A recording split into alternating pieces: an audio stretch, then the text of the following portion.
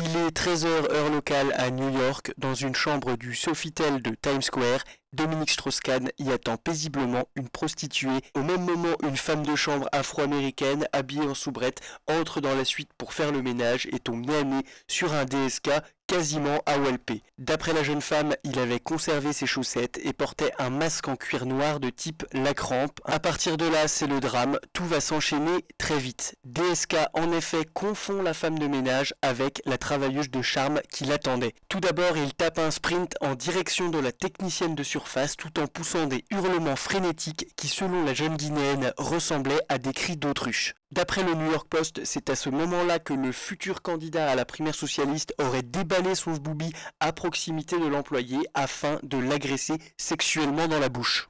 Pour plus d'intimité, il aurait ensuite traîné par les cheveux vers la salle de bain afin de l'enfermer, mais dans la précipitation, il oublie la jeune fille dans la chambre et se retrouve donc un court instant seul, enfermé dans la salle de bain comme un con. La jeune femme en profite donc pour prendre la fuite, sans même terminer le ménage de la chambre. Elle s'empresse d'alerter le directeur qui prévient immédiatement la police. Mais il est malheureusement trop tard. Et quand les officiers de la police de New York arrivent, hot dog fumant à la main, la chambre du patron du FMI est vide. Dans la panique, il laisse derrière lui un téléphone portable et plusieurs affaires personnelles, dont notamment une paire de menottes en fourrure rose, un jeu de Uno, le dernier journal de Mickey ainsi que son unique pantalon. Peu après, des témoins l'ont même aperçu quitter l'hôtel en slip.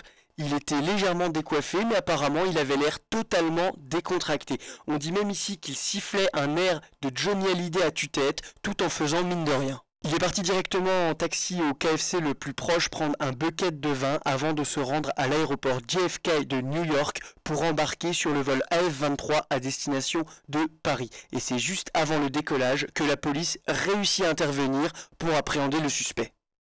Selon les détectives, DSK sirotait une pina colada assis tout au fond de l'avion, côté fenêtre, en slip et en chaussettes, avec une chemise à fleurs hawaïenne. Il portait même des lunettes en plastique munies d'un faux nez et d'une fausse moustache, ce qui n'a pas facilité la tâche des enquêteurs.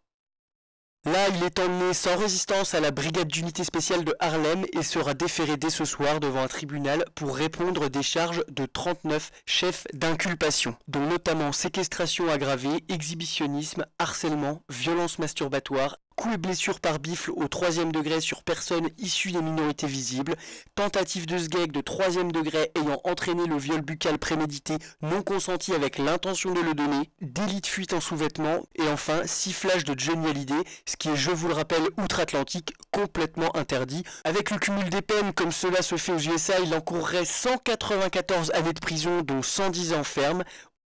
On sait aussi que son immunité diplomatique au titre de président du FMI ne pourra en aucun cas couvrir ce genre d'affaires de cul croustillantes dont tout le monde raffole.